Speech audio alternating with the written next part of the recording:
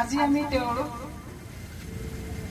যি মৰ্মান্তিকভাৱে তেওঁ আমাক এৰি থৈ গ'ল তাৰ শোকত আমি আজি ইয়াত মম জ্বলাই তেওঁৰ শোকৰ দিৱস হিচাপে আমি আজি শিৰণত কৰিছোঁ।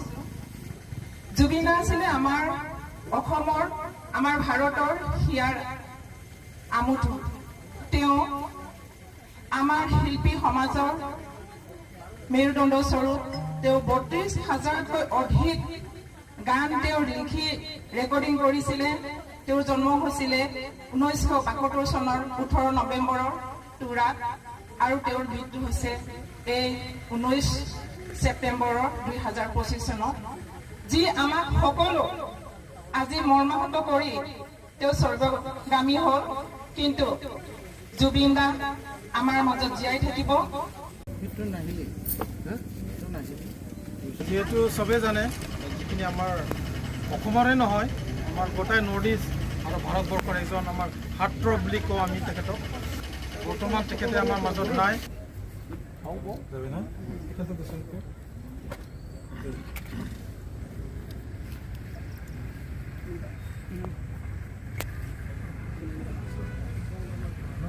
দেখা পাব না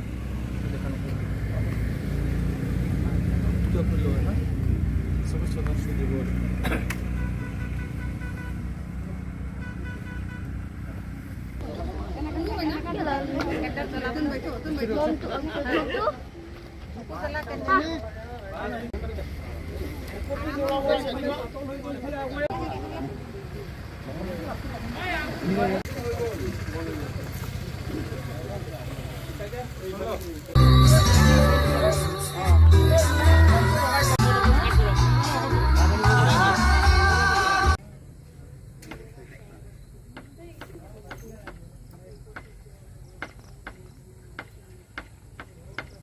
সঁচাকৈয়ে দুখৰ দিন।